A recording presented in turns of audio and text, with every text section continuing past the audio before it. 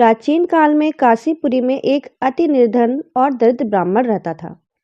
वह भूख प्यास से व्याकुल हो भटकता रहता था।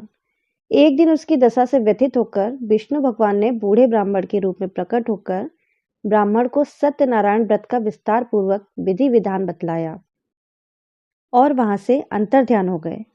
ब्राह्मण अपने मन में श्री सत्यनारायण व्रत करने का निश्चय करके घर लौट आया और इसी चिंता में उसे रात दिन नींद नहीं आई। सवेरा होते ही वह सत्यनारायण के व्रत का संकल्प करके भिक्षा मांगने के लिए चल दिया।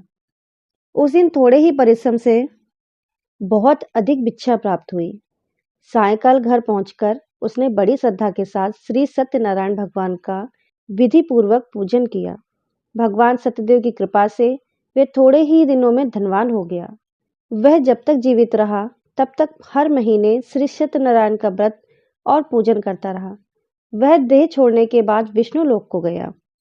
सूत जी पुनः बोले, एक दिन वह ब्राह्मण अपने बंधु बांधवों के साथ ध्यान मग्न हो श्री सत्यदेव की कथा सुन रहे थे। तभी भूख प्यास से व्याकुल हो एक लकड़हारा वहां जा पहुंचा। वह भी भूख प्यास को भूलकर कथा सुनने बैठ गया। कथा की समाप्ति होने पर उसने प्रसाद ग्रहण किया और जल पिया। फिर उसने ब्राह्मण से इस कथा के बारे में पूछा तो उसने बताया कि सत्यनारायण जी का व्रत है जो मनवांचित फल देने वाला है। पहले मैं बहुत दरिद्र था, इस व्रत के प्रभाव से मुझे यह सब वैभव प्राप्त हुआ है। यह सुनकर लकड़हारा बहुत प्रसन्न हुआ और मन ही मन श्री सत्यनारायण के व्रत और पूजन का निश्चय करता हुआ लकड़ी बेचने के लिए बाजार की ओर चल पड़ा। उस दिन लकड़हारे को लकड़ियों का दुगना दाम मिला। उन्हीं पैसों से उसने केले, दूध, दही आदि पूजन की तमाम सामग्री खरीद ली और घर चला गया। घर पहुंचकर उसने अपने कुटुंबियों और पड़ोसियों को बुलाकर विधि पूर्वक सत्यनारायण भगवान का पूजन किया। भगवान सत्यनारायण की कृपा से वह थोड़े ही दिनों में सुखी संपन्न हो गया। सूत जी ने फिर कहा कि प्राचीन काल में उल्कामुख नाम का एक राजा था। वह और उसकी रानी दोनों बड़े धर्मनिष्ठ थे। एक समय राजा रानी भद्रशिला नदी के किनारे श्री सत्यनारायण की कथा सुन रहे थे। एक बनिया भी वहां आ पहुंचा। उसने रत्नों से भरी अपनी नौका को एक किनारे पर लगा दिया और स्वयं पूजा की जगह पर गया। वहां का चमत्कार देख उसने राजा से इसके बारे में पूछा। तब राजा ने बताया कि हम विष्णु भगवान का पूजन कर रहे हैं। ये व्रत सभी मनोकामनाएं पूर्ण करने वाला है। राजा के वचन सुनकर और प्रसाद पाकर बनिया अपने घर को चला गया। घर पहुंचकर उसने अपनी पत्नी से व्रत का सारा वृतांत कहा और संकल्प किया कि मैं भी संतान होने पर यह व्रत किया करूंगा। उसकी पत्नी का नाम लीलावती था। सत्यदेव की कृपा से वह कुछ ही दिनों बाद गर्भवती हो गई तथा 10 महीने पूरे होने पर उसने एक कन्या को जन्म दिया। कन्या का नाम कलावती रखा गया और वह चंद्रमा की कलाओं के समान नित्य प्रति बढ़ने लगी। एक दिन अवसर पाकर लीलावती ने अपने पति को सत्यदेव का व्रत करने की बात याद दिलाई तो उसने कहा कि मैं यह व्रत कन्या के विवाह के समय ही करूंगा। यह कहकर बनिया अपने कारोबार में लग गया। जब कन्या विवाह के योग हुई तो उसने दूतों को भेजकर कंचनपुर नगर के एक बनिए के सुंदर, सुशील और गुणवान बालक के साथ उसका विवाह कर दिया। फिर भी बनिए ने सत्यनारायण का व्रत नहीं किया। इससे श्री सत्यनारायण भगवान आप प्रसन्न हो गए। कुछ दिनों के बाद बनिया अपने दामाद को साथ लेकर समुद्र के किनारे रत्नसारपुर में व्यापार करने लगा। एक दिन रत्नसारपुर के राजा चंद्रकेतु के खजाने से चोरों ने बहुत सा धन चुरा लिया। राजा के सिपाही चोरों का पीछा कर रहे थे। चोरों ने जब देखा कि सिपाहियों से बचना मुश्किल है तो उन्होंने राजकोष से चुराए हुए तमाम धन को बनिए के डेरे पर फेंक दिया जहां वे रहते थे। सिपाही चोरों को ढूंढते हुए उसी जगह पहुंच गए और उन्होंने दोनों बनियों को चोर समझकर पकड़ लिया। उसके बाद राजा ने दोनों बनियों को जेल में डालने का आदेश दिया और उनका धन राजकोष में जमा करा दिया। श्री सत्यदेव के कोप से लीलावती और कलावती भी बड़े दुख से दिन काट रही थी। एक दिन कलावती भूख प्यास से बहुत व्याकुल होकर एक मंदिर में चली गई। वहां श्री सत्यनारायण भगवान की कथा हो रही थी। वहीं पर बैठकर उसने कथा सुनी और प्रसाद लेकर रात को अपने घर पहुंची। कलावती की माता ने देर से आने का कारण पूछा। तब उसने सारी बात बता दी। उसकी बात सुनकर लीलावती को अपने पति की भूली ये बात याद आई और उसने श्री सत्यदेव के व्रत करने का निश्चय किया।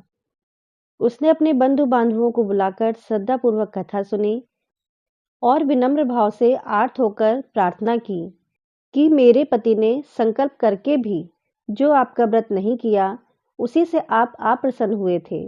अब आप कृपा करके उनका अपराध क्षमा करें। लीलावती की प्रार्थना से ही सत्यदेव प्रसन्न हो गए।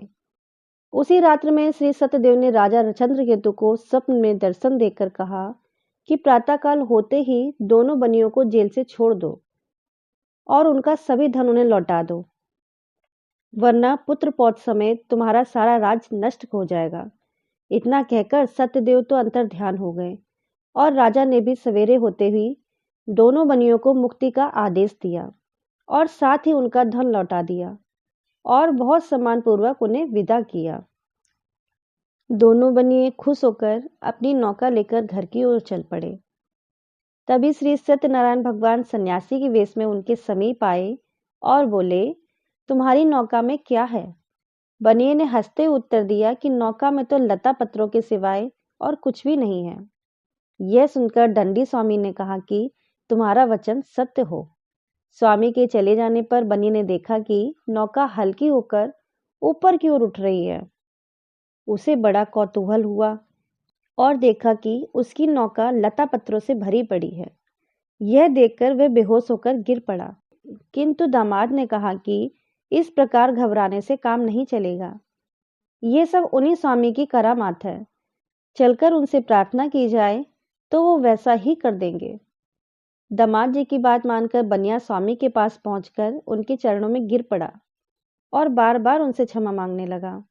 उनकी प्रार्थना से भगवान ने प्रसन्न होकर उन्हें इच्छित वरदान दिया और स्वयं उसी जगह से अंतर ध्यान हो गए। बनियों ने नाव के पास जाकर देखा तो वह धन रत्नों से भरपूर थी। तब उन्होंने वही श्री सत्यदेव का पूजन किया और कथा सुनी। फिर वह घर की ओर चल दिए। अपने नगर के समीप पहुंचकर बनिया ने लीलावती के पास अपने आने का समाचार भेजा। लीलावती उस समय श्री सत्यनारायण की कथा सुन रही थी। उसने अपनी पुत्री कलावती से कहा कि तुम्हारे पति और पिता आ रहे हैं। मैं इनके स्वागत के लिए चलती हूँ। तुम भी प्रसाद लेकर शीघ्र ही नदी के तट पर पहुंच जाना। कलावती प्रसन्नता के कारण इतनी विमुग्ध हो गई कि वह कथा का प्रसाद लेना भी भूल गई और तुरंत ही नदी के तट पर चल पड़ी। वह ज्यों ही नदी के किनारे पहुंची त्यों ही उसके पति की नौका जल में डूब गई। यह देख बनिया हाहाकार करके छाती पीटने लगा। लीलावती भी दामाद के शोक में विलाप करने लगी और कलावती अपने पति के खड़ाऊ लेकर सती होने को उद्धत हुई। तभी आकाशवाणी हुई कि हे वाणिक, तेरी कन्या सत्यनारायण के प्रसाद का निरादर करके पति से मिलने के लिए आतुर होकर दौड़ी आई। यदि वह प्रसाद लेकर फिर आए तो उसका पति जी उठेगा। यह सुन कलावती घर की ओर गई और श्री सत्यनारायण का प्रसाद लेकर नदी के किनारे आई तो उसने देखा कि उसके पति समेत नौका जल पर तैर रही है। यह देख बनिया भी प्रसन्न हो गया और अपने घर पहुंच गया। वह जब तक जीवित रहा तब तक श्री सत्यदेव का व्रत करता रहा और श्रद्धापूर्वक कथा सुनता रहा। सभी लोग ये देखकर काफी प्रसन्न हो गए। तब बनिया अपने घर पहुंचकर सत्यनारायण की कथा सुनी और प्रसाद लिया और वह जब तक जीवित रहा तब तक श्री सत्यदेव का व्रत करता रहा और श्रद्धापूर्वक कथा सुनता रहा। हे सत्यनारायण भगवान, कथा कहने वाले, सुनने वाले, सुनाने वाले सभी की मनोकामना पूर्ण करना, सभी को सुख समृद्धि प्रदान करना। बोलो सत्यनारायण भगवान की जय हो। अगर आपसे भक्तों को ये वीडियो पसंद आई हो तो प्लीज़ हमारे चैनल को लाइक करिए, सब्सक्राइब करिए, शेयर कीजिए, बेल आइकन को प्रेस कीजिए ताकि आने वाली वीडियो की नोटिफिकेशन आपको तुरंत ही प्राप्त हो सके।